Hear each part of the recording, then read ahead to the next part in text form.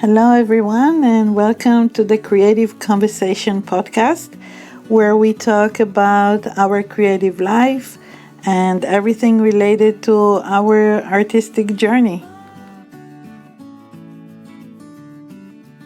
Also, feel free to comment below and let me know what you would like to hear in the next podcast.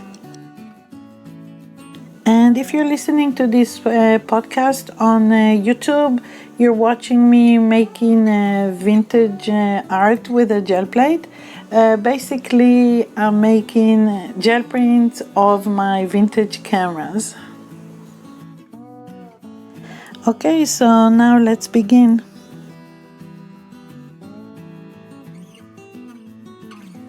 Today, we're going to talk about selling your art.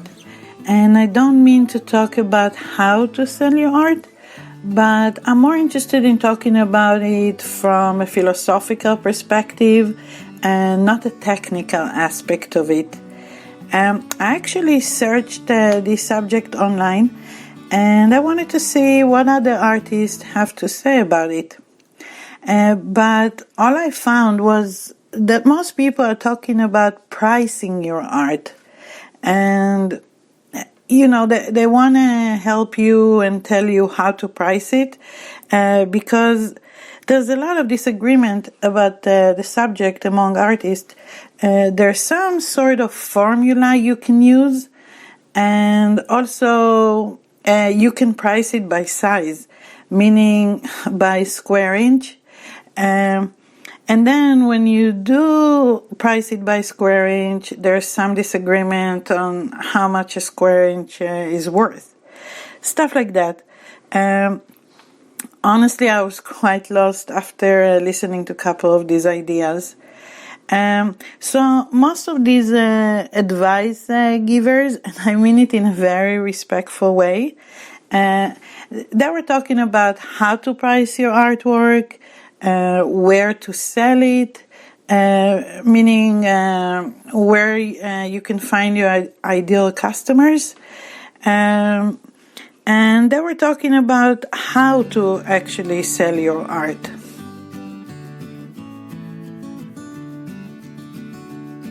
But I would like to talk about stuff like, should you or shouldn't you sell your art? On the face of it, it probably seems like a very silly question. Why shouldn't you sell your art? Why shouldn't you make money from something you love doing? Anyway, who in their right mind wants to accumulate their own artwork and fill out drawers and closets and storage spaces with their art? I guess the answer is I do. Making the decision to sell your art is not a simple one because it's really not an easy thing to do. And one must invest a lot of time and energy into selling. And as you know, marketing and sales is usually not something most artists are good at.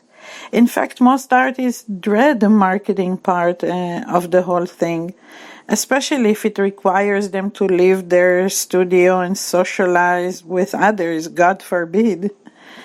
And obviously, I'm not talking here about a casual sale of your artwork.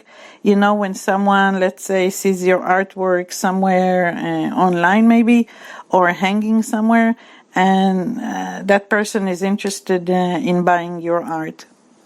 I'm actually talking about the artist who makes a decision to get some sort of income from selling their art.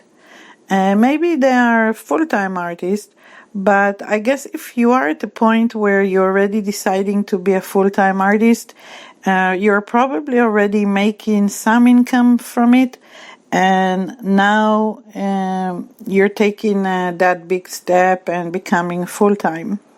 I'm sure it's scary. It's a hard decision to make because selling art can never be a secure job, definitely not a steady job. Every person who sells their art knows that sales of art fluctuate, just like the stock market. Not that I know anything about it, but I heard.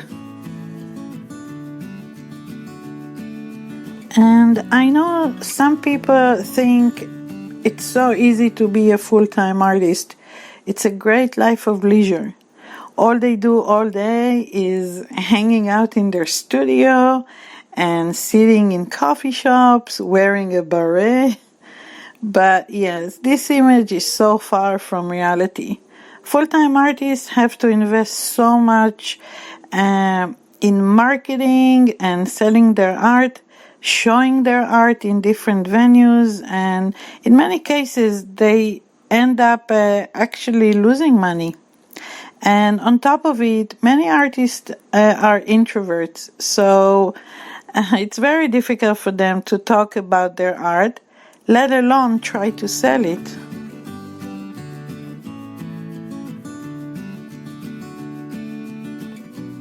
And since I was thinking about the subject today, I decided to speak with my cousin Moshe Kassirer, who lives in Israel. He's an established artist, and nowadays he relies on his oil paintings to provide for his family. He's the only close person I know who chose to be a full-time artist.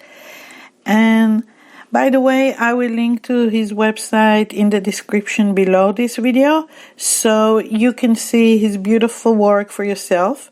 This way I don't need to praise it, but it is beautiful. He's my very favorite artist. So I asked Moshe one simple question. Are you happy with your decision to become a full-time artist? So this is what Moshe said, and I'm translating from Hebrew, so it might not be perfect. Okay, that's what he said. Bottom line, today, yes, I'm very happy with my decision. It wasn't always easy, and for a few years we had to cut down on our expenses, live modestly, and rely more on my wife's salary. I'm one of the lucky ones who actually sells his art. Not everyone makes it. I have friends who have to work at another job along with doing their art.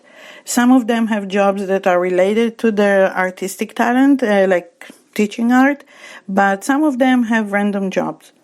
Sometimes I think their way is the right way to do it because they don't have the pressure to make and sell art all the time, since they don't rely on it for their livelihood. Which also means their attitude toward art is different, maybe less commercial. On the other hand, every sale I make is like fuel to me. It fills me with energy and confidence, and it renews my joy of creation. And I'm more inspired than ever. So I think overall selling my art has been a very positive experience in my life.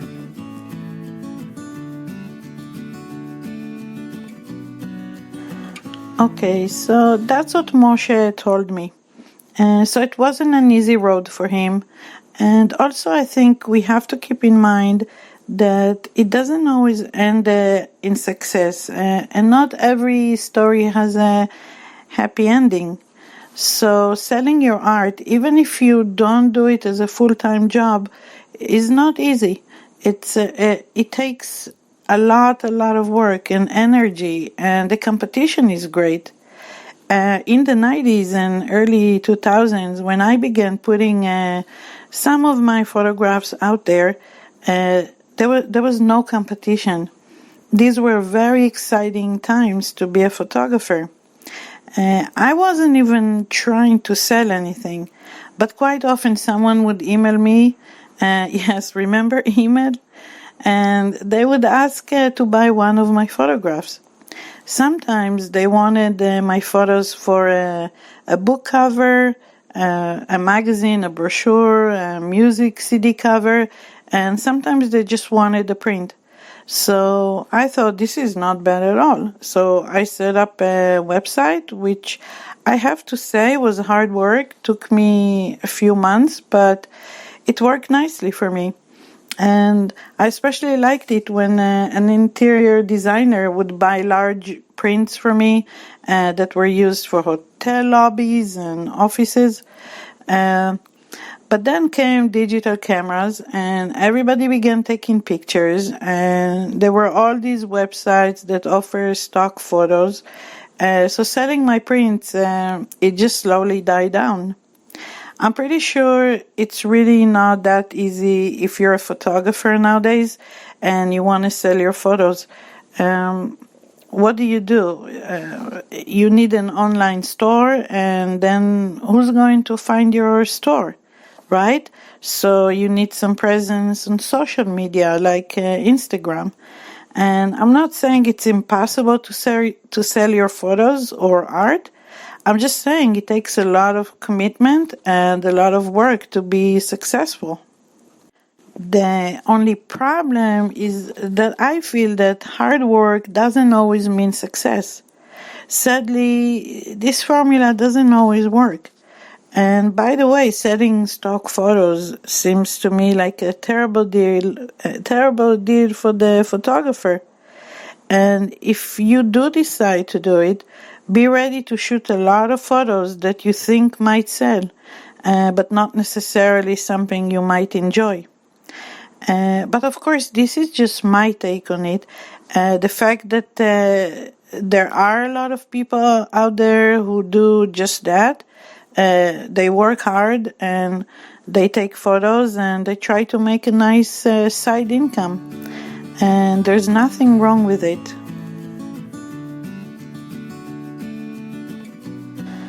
Now, when it comes to artwork, to handmade art, I used to sell my artwork on Etsy.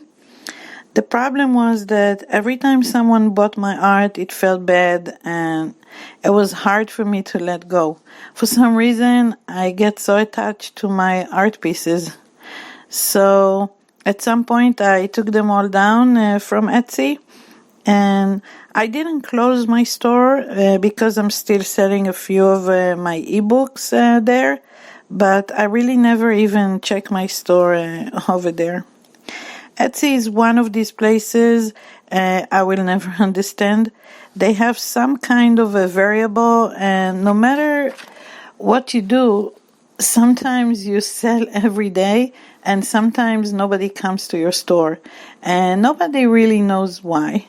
There are all kinds of theories out there and people who will teach you how to be successful on Etsy, but I don't think anybody really knows how Etsy works. In the past, I also sold some art at an art marketplace in Southern California called Crafted. I sold at an outdoor flea market. I had my art hanging at art galleries. I didn't sell anything there. And even a couple of coffee shops where I sold a few pieces, but also had a couple of pieces stolen. But that's a subject for another podcast. So obviously I don't have a lot of experience, just some. So I'm definitely not an expert on the subject. Anyway, not everybody feels the same way I do about their art, and there are people who don't get attached to it, and they actually enjoy knowing their art is giving joy to someone else, and someone else is enjoying it. But if you're like me and you get attached to your art, one thing you can do actually is sell a print of your art, and you can keep the original artwork. Or you can sell merchandise that have your artwork on it. But again, this requires a lot of work and time to have an online store. So for me, I prefer to invest my energy writing books, teaching online classes, and most of all, making art. I also make sure to keep my artwork on the small scale for that reason, because I like to keep it around me. I hang it on my walls. I actually have a lot of my artwork in journals and sketchbooks, which are easy to store and keep around. Bottom line, I think if you do decide to sell your art, make sure you are making the art you love and not the art you think will sell. That's all.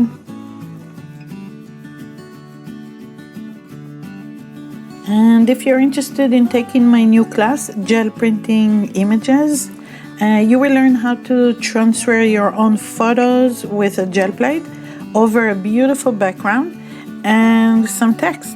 And you will be able to create beautiful artwork from using your own photos or any other images or illustrations or anything you can print. You can transfer it with a gel plate. So if you're interested, be sure to check out the link to the online class below this video. Thank you for watching. If you're interested in my books and online classes, make sure to check out the links below. And as always, don't forget to subscribe.